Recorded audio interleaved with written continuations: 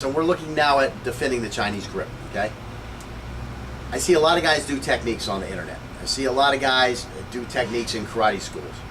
I see a lot of guys showing you techniques in parking lots and back in the Marine Corps and the barracks, this type of stuff.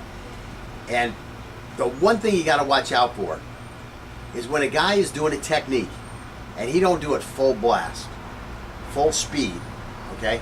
Or he's going to defend a knife attack, and the knife attack doesn't come full blast, full speed with an ongoing attack, okay? If this guy's trying to say this is how you do it, and again, the attacker's not coming full speed, full blast with an ongoing attack, okay? Don't listen to a thing this guy has to say. I mean, he's trying to sell you a freaking magic trick. A magic trick. That's what he's doing. Because, this guy attacking you isn't attacking you in a realistic fashion. So how is this going to work in a realistic fashion?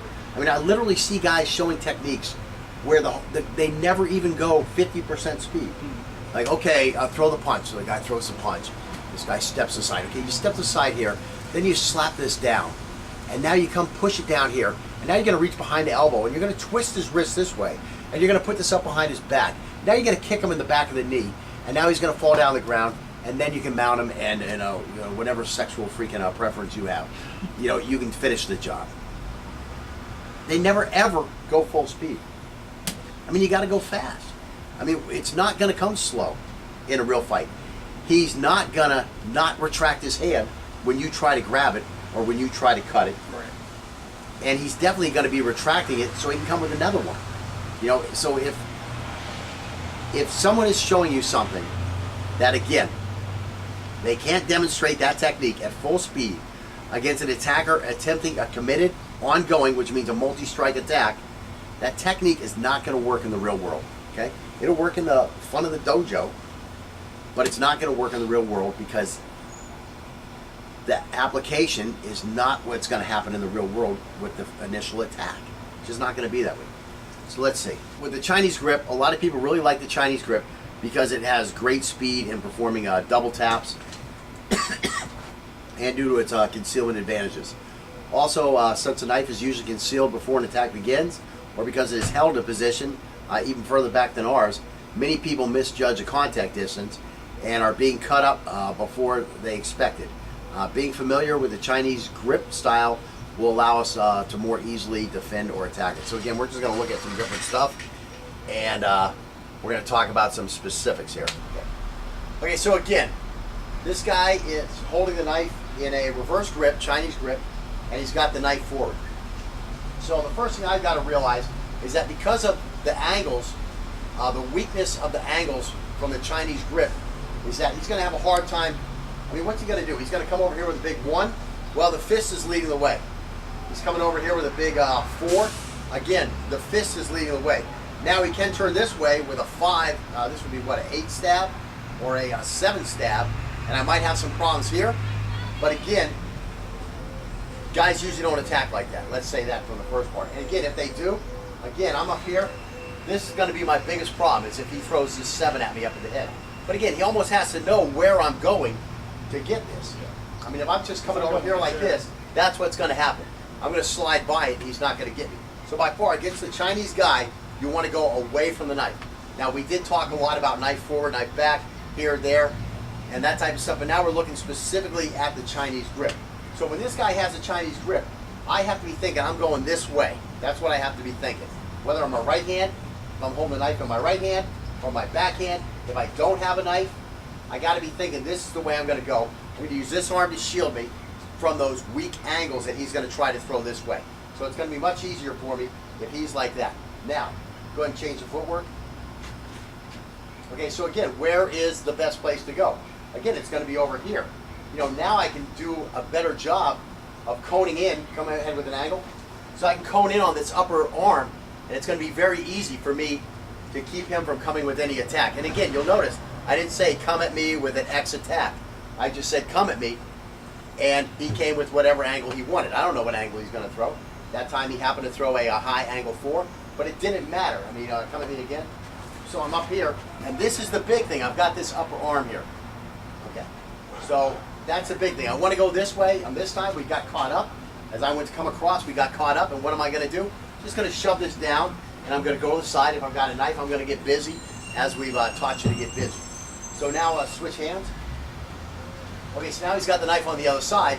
So what do I got to do here? Again, I can cone in on this here, no matter what angle he throws, and I can just step aside, throw an angle. So again, I'm up here, I've X-blocked, I've coned in on the upper arm, and because of the blade, I just know the blade's not going to get me. And again, I'm coming this way here. From here, I'd probably put an elbow in his head, headbutt him, something like that, push him off to the side, and I'm out of the way. So again, just go towards the empty hand side when the guy has a Chinese grip. Okay, so now switch your legs. So now it becomes much easier for me because the knife is further away. Now, remember, the knife is further away. That gives me a little bit of time. That doesn't give me distance advantages. It just means the knife has further to travel. But still, I have to judge this interval based on here. I can't say, oh, that knife is back there, so now I'm going to move in here. Because what I've done is I put myself too close to this one here. Now I have that problem of him grabbing me and then bringing the knife on me, which is a big situation that's going to be bad for us. So again, I'm here. What am I going to do? I'm going to bring the hands up. I'm probably just going to cut this arm here. This arm is so close to me. Cut this arm here, as we learned earlier. You know, when this guy has the reverse lead, the knife in the back hand, you know, I cut on this hand here and I cut. So it becomes pretty simple, and all of a sudden the Chinese grip looks really impotent in these situations. Nothing personal against you Chinese guys, guys who use that grip, but you really got to think about your grip, and you got to think about stuff like that. And again, the Chinese grip, while a lot of people think it's a great offensive tool, I think its real strengths are in its defenses.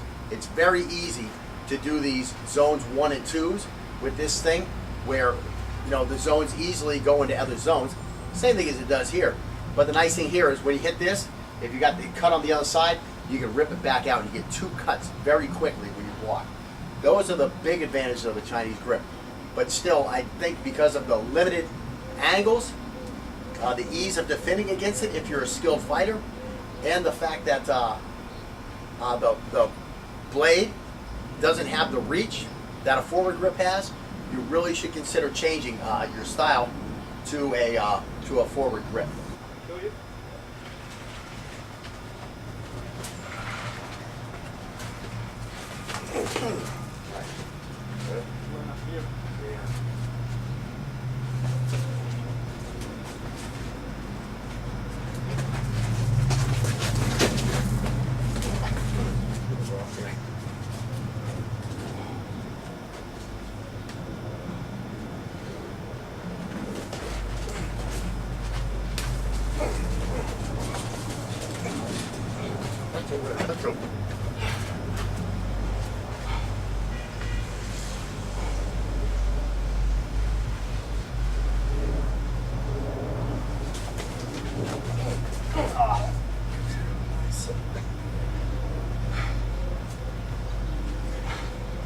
So as you can see, we're getting cut. The big advantage is when he's coming like this, it's so easy for me to block that lever. Whereas when I'm coming here, I'm coming straight in. He's got to come in with that lever. That's why I'm able to block that. Again, that's Chinese, you know. I might only be getting you because it's such a longer blade. You're not getting me where I'm really having a problem. I mean, the one time you got me good in the face, and you were doing such a good job blocking. And that's why I've been happy so far.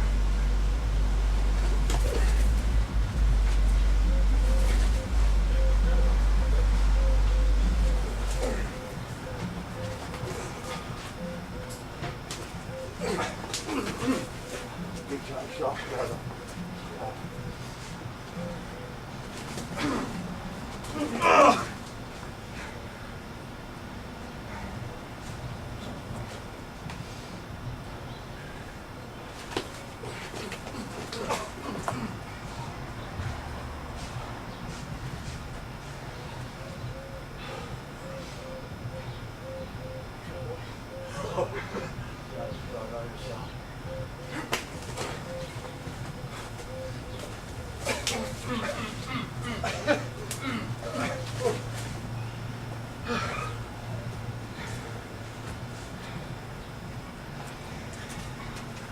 Again, there you see the guy's still up, keep stabbing.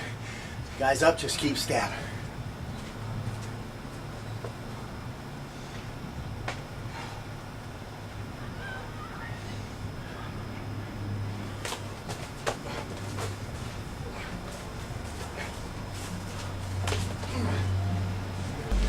All right, we're gonna switch the bad guy and play a little more.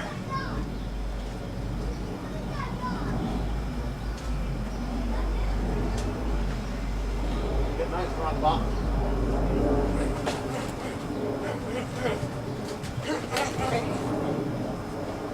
Very good, Dale.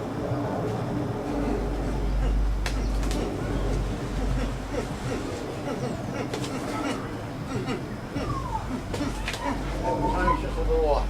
Yeah, I see that. His timing's just a little off. When he sees me start this stroke is when he should be coming in, and he's going to catch the lever here. See what I'm saying? Look for how am I going to catch that lever.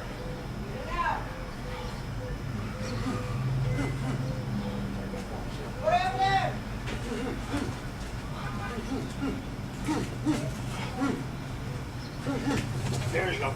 Get that hand on this lever.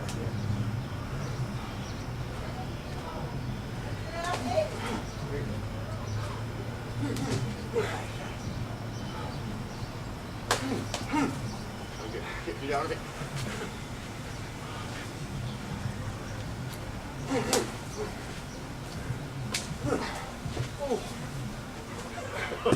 Almost rolled my ankle. Get back, fine, Bob.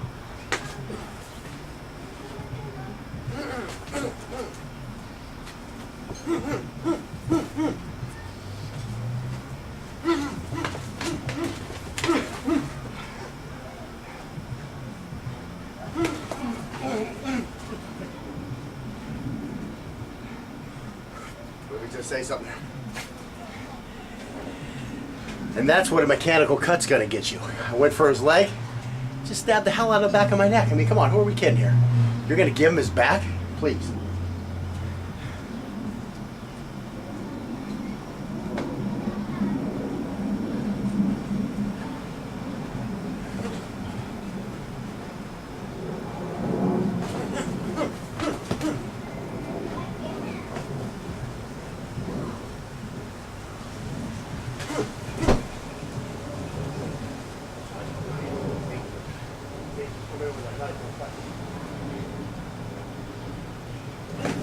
Yeah, see how it works? Yeah.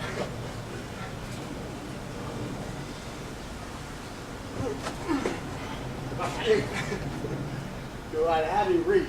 My bait would work. Yeah. Now again, there you can see the big limitation of the reverse grip.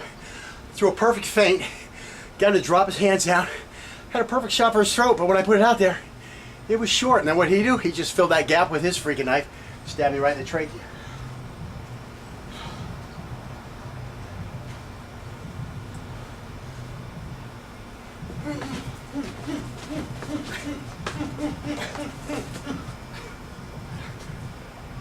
Bring another hand to the fight. Yeah, I was just like, when How many you're... times did I have your hand in my hand?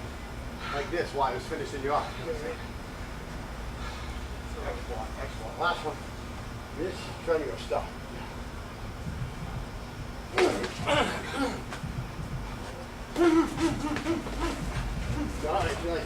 Oh, sorry. That's all right. You're actually want to pin my arm down with your knife, which was good.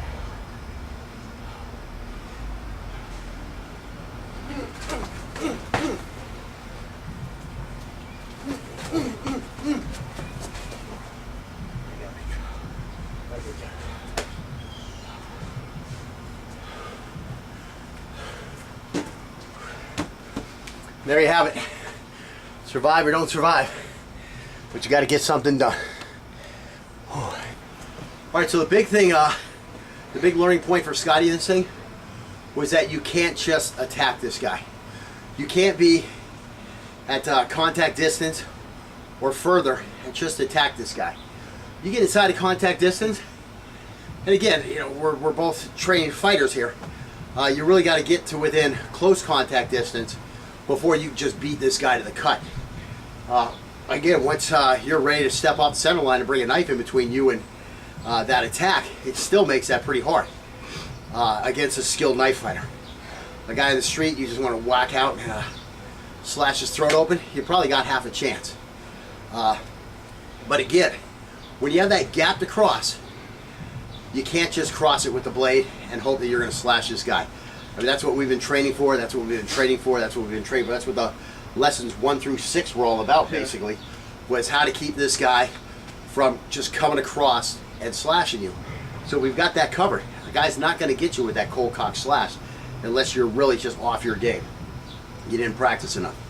So what you really have to do is you either have to cone in on his knife to limit the movement of his knife and then attack, or you need to throw some kind of a feint and then attack, which he threw a great feint in the end and got me with a couple things. But you know, you really got to throw that feint again, or you have to limit the movement of his knife so that you're safe as you're coming in across that gap. And again, that's coning. So you have feinting and coning. Those are the 2 most important things when you're going to attack. Now, if you're doing this to an unskilled knife fighter, it's going to be like taking candy from a freaking baby. Okay, you know, if you do this with somebody who's never done it before, you're gonna annihilate them. I mean, after you get done with the course, get one of your other buddies who never took the course and tell him, here's a knife. We're gonna knife fight, and just cone in on his knife 3 times, and stab him with your other hand. You know, I mean, come out there with X block, whichever hand gets it. I mean, you were doing an excellent job of actually trapping my hand with your knife hand. A lot of times when I would attack you and I tried to do a multiple attack, you would just keep it down there, kind of from the lessons you learned from the defending the Folsom Prison attack. Yeah. You know, you would do an excellent job of momentarily trapping my hand, like blocking with a trap. But I couldn't get a shot in after that. It would take.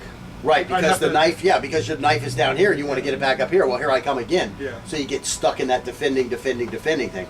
And that's where I was saying to him, you got to really pay attention to bring that empty hand into the fight. Right. And again, you're still a novice. I mean, you're not a novice, you're intermediate. Whereas I was oftentimes being able to get your hand and get your hand held. And a lot of times you know, you're pulling the punches out here. So a lot of times when I'm not getting your neck, it's because I'm pulling it a little bit, you know. And I think I would have had you a couple of times where you did get some knife stuff on me on the upper shoulders. And again, we weren't using the kicking, that type of stuff. Right. We weren't sticking any fingers in each other's eyes. This was just a knife fight, you know, just a knife fight. Where basically we were using the knives and the empty hand to bring that into the fight. But again, what was I talking about? I was talking about coning. You know, coning is critical. You know, do this to your buddy, and he's going to have no clue what happened. He's going to have no clue what happened. I mean, I've done this against experienced knife guys. You know, guys who have taken a salat, guys who have studied Kali and that type of stuff. And I tell them, okay, you've got the knife. I don't have a knife. You know, whenever you're ready, attack me. And as soon as I finish saying that, I attack them. Yeah. I mean, because they could have attacked me whenever they wanted when I finished, right? Well, they said I'm ready, and you said yeah. And you just jump all over them, and they're like, I wasn't ready. It's like, you said you were ready, and then I told you, you can start your attack, and you didn't say I wasn't ready, and I jumped, and then they, let's do it again, And the exact same, you do it to them again. I mean, it's going to take them a lot of work to figure out what's going on, and even when they figure out what's going on, if you do it properly, if you have a good X block, you're still going to stuff that knife. You might take a little cut, but you're still going to stuff the knife. You're going to get a finger in their eye, you know, a knee on their groin, that type of stuff when you're just really plowing over people. And there's nothing they can do. So you can do this to your buddy, and you can see that an untrained guy has no chance whatsoever. Now, the next couple times you come at him, throw a feint. Now he's going to be all ready for that big attack at his arm. And now you throw a feint, he's going to overcommit, and then you're going to walk in with your next technique, and you're going to chop him up there. So again, you can't just cross that gap with a shot. You have to set the shot up, and the critical part with knives is you can't get caught while you're setting something up. That's a big thing. Like in boxing or MMA, you throw that jab out there to set something up, and you don't care if he hits the jab. You know, yeah, you'd like to hit him in the face with it, but if he blocks it, it doesn't matter. Well, knife fighting, guess what?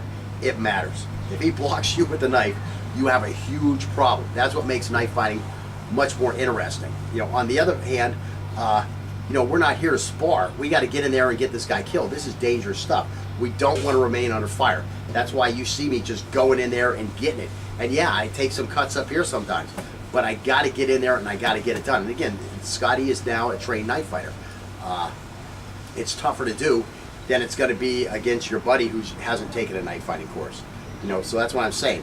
When you get all done with the course, go do this against somebody who doesn't know what you're doing, hasn't been through the course, and you are going to see how easily it is to overwhelm a guy who hasn't been trained properly with a knife.